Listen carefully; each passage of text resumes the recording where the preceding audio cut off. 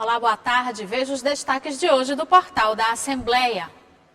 O projeto de lei do Senado quer reduzir o limite de candidaturas por cada partido para as próximas eleições.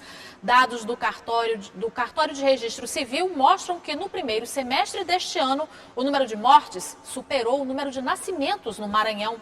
Veja os destaques do Esporte em Debate que vai ao ar hoje à noite.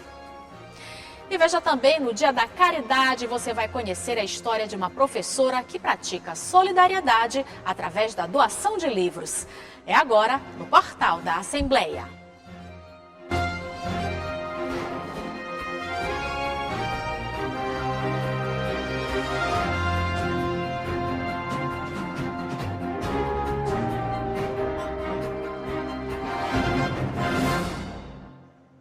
O Senado aprovou um projeto de lei que visa diminuir o limite máximo de candidaturas que podem ser registradas por partido nas eleições proporcionais nos legislativos federal, estadual e municipal. Se aprovada na Câmara dos Deputados, a nova regra passa a valer já nas próximas eleições. Na semana passada, foi aprovado no Senado Federal o projeto de lei que reduz o limite máximo de candidaturas que podem ser registradas por partidos para eleições proporcionais dos 3 níveis de governo: municipal, estadual e federal. A regra já vale para o próximo pleito e atinge todas as casas legislativas, inclusive no Maranhão. O projeto reduz o limite de candidaturas por partido, que passa a ser correspondente ao número de vagas preenchidas mais uma. Aqui no Maranhão, na eleição para a Assembleia Legislativa, que possui 42 cadeiras, cada partido poderá apresentar no máximo 43 candidatos a deputado estadual. No caso da eleição para a Câmara Federal no Maranhão, onde temos 18 vagas, o número de candidatos por partido poderá chegar a 19. No caso do Maranhão, como o Maranhão não tem mais de 18 deputados federais, valerá a regra de que os partidos poderão lançar um número de candidatos equivalente a 150% do número de vagas que ele vai disputar, no caso. O consultor legislativo explica ainda que o projeto passará pela Câmara dos Deputados. Essa regra vai valer aqui hoje no Brasil só para 8 estados, que são os estados que têm mais de 18 deputados federais, e para os municípios com mais de 100 mil habitantes, que são em torno de 326. No Maranhão, por exemplo, só serão 9 candidatos. E o relator também, o senador Anastasia, ele acatou uma emenda de uma outra senadora que diz que o número de vagas, na verdade, vai ser 100% mais um. Não é apenas 100%, vai ser 100% mais um. Para aqueles municípios, com menos de 100 mil habitantes, para os estados que não têm, no caso, mais de 18 deputados federais, valerá a regra de que cada partido pode lançar até 150% o número de candidatos do cargo que ele vai disputar. Um levantamento feito pelo Cartório de Registro Civil do Estado apontou que no primeiro semestre deste ano, o número de óbitos superou o número de nascimentos e a pandemia do novo coronavírus contribuiu para a notificação desse dado histórico no Maranhão. Nunca o número de óbitos registrados no Maranhão esteve tão longe dos números de nascimentos no estado como nos 6 primeiros meses de 2021. Os dados estatísticos dos cartórios do Registro Civil no estado começaram a ser colhidos em 2003 e constam no Portal da Transparência, que é abastecido em tempo real pelos cartórios das pessoas naturais. É natural que durante a pandemia aqueles casais tenham adiado o seu sonho de terem seus filhos por causa da grande dificuldade de acesso ao serviço de saúde. Até o mês de junho foram registrados 17.381 óbitos. O percentual é 51,8% maior da história em um primeiro semestre. Em relação ao ano passado, o número de mortes é 16,2% maior. O número de nascimento até o final do mês de junho foi de 47.941. O percentual de 10,6% é o menor registrado no estado desde 2003. Entre janeiro e junho, o número de casamentos teve o menor registro nos cartórios do Registro Civil no estado. Até junho foram celebrados 5.559 casamentos civis.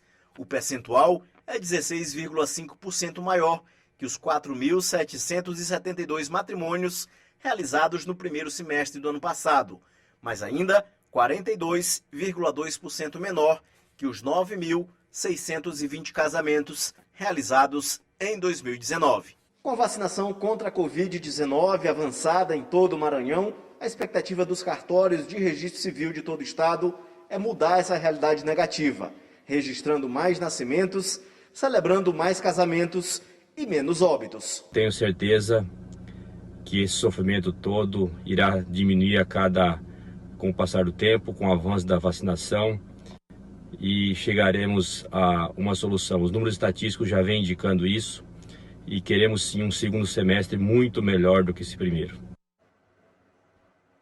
E veja, no próximo bloco, Juraci Filho e Gregório Dantas fazem um convite para o Esporte em Debate de hoje à noite.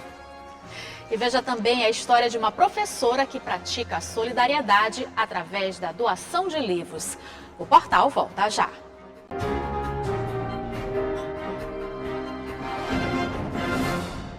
Hoje à noite tem Esporte em Debate. Entre os destaques, um bate-papo com o presidente da Federação Maranhense de Judô. Juraci Filho e Gregório Dantas dão um recado.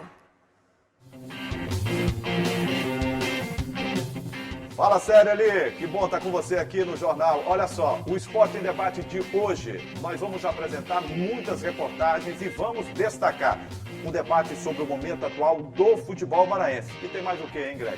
Olha, nós também vamos falar muito sobre o judô, né? Uma entrevista exclusiva com o presidente da Federação Maranhense de Judô, o Rodolfo Leite, Juraci. Então tá imperdível, né? Tá imperdível. A gente espera por você. Bom jornal, ali. Até lá. Tchau. Termina hoje o prazo para o pagamento da taxa de inscrição do Exame Nacional do Ensino Médio 2021. O boleto, no valor de R$ 85,00, deve ser emitido acessando o site enem.inep.gov.br. As provas do Enem, tanto a versão digital quanto a impressa, serão aplicadas nos dias 21 e 28 de novembro. E hoje é considerado o Dia da Caridade, e uma das formas de praticá-la é doando conhecimento. Você vai conhecer agora a história da Socorro, uma professora aposentada que teve a ideia de incentivar a leitura espalhando livros em ônibus e bancos de praças. A reportagem é de Ismael Gama, com imagens de Jurandir Serra. O cuidado com os livros é de quem passou uma vida incentivando a leitura. Depois de 32 anos em sala de aula, a professora Socorro Salles não quis parar. A aposentada criou o projeto de leitura Leve, Leia, Doe. Recebe doações de livros de literatura, romances, espiritualidade, religião e política. A ideia é incentivar o hábito da leitura no transporte público e em praças de São Luís. Antes de sair, cuidados em tempos de pandemia. Essa foi uma maneira também que eu achei de incentivar a leitura, fazer com que as pessoas não percam, né, esse estímulo. Então, por que não perder o estímulo? Porque livro é caro. Às vezes até a pessoa quer ler, mas é muito caro o livro. Então, foi a maneira que eu achei de ajudar os usuários do transporte coletivo a ler sem nenhum custo adicional. Sacola no ombro e lá vai Dona Socorro. A primeira parada é o ponto de ônibus. Pelo menos 3 vezes por semana, a aposentada sai de casa em busca de mais leitores, com 15 a 20 livros. Na parada de ônibus, à espera de qual coletivo, os passageiros vão ser agraciados com os livros. Alguns exemplares são deixados nos bancos para os próximos passageiros que entrarem. Eu gosto muito de ler, entendeu? E podia ter mais pessoas assim, incentivando as pessoas a ler, que é uma coisa muito boa. Pedro Henrique ganhou o livro O Príncipe, de Nicolau Maquiavel, e gostou do presente. Achei uma ação bastante interessante, né? Até porque nesse momento de transporte é um momento que a gente tem vago, né, durante a rotina, que é bem agitada, para a gente ter um momento de leitura. E é sempre muito bem-vindo. Depois dos ônibus, os bancos das praças de São Luís recebem os livros das doações. Desde 2019, quando as entregas começaram, já foram distribuídos 2.500 livros em ônibus e praças da capital. Eu fico observando até pegar o último livro, porque eu fico meio receosa de deixar o livro no banco e alguém pegar ou chover, de repente eu só saio quando o último livro sai do banco. O estudante João Lucas encontrou um livro no banco da Praça Dom Pedro II e nem lembrou do celular. A gente vê os jovens muito presos em celular, tecnologia, esse tipo de coisa. E justamente por esse fato de ser gratuito, de ser oferecido, é uma maneira de tentar abrir uma porta para as pessoas saírem dessa bolha social. Para quem estuda letras, uma iniciativa como essa vai estimular a formação de novos leitores. Com o projeto da professora Socorro é algo que, além de trazer o livro para a pessoa, é algo também que vai estimular a leitura, tanto das pessoas mais adultas, quanto das pessoas mais jovens, né? Como no meu caso, mais novo, e também das crianças e adolescentes. Depois de um dia de doações, a sensação de dever cumprido. As pessoas, elas gostam de ler, elas não podem comprar livro. Então, tendo um projeto que não tem nenhum custo adicional para elas, é maravilhoso. Eu já encontrei muitas pessoas que agradecem demais os livros. Já doei 3 livros para a mesma pessoa, por coincidência de estar no ônibus. E elas falam que acabam de ler, elas doam para outras pessoas, porque acham importante isso acontecer. Até porque a leitura tem que ser repassada, a leitura parada, os livros parados não resolvem nada, então tem que ser repassado.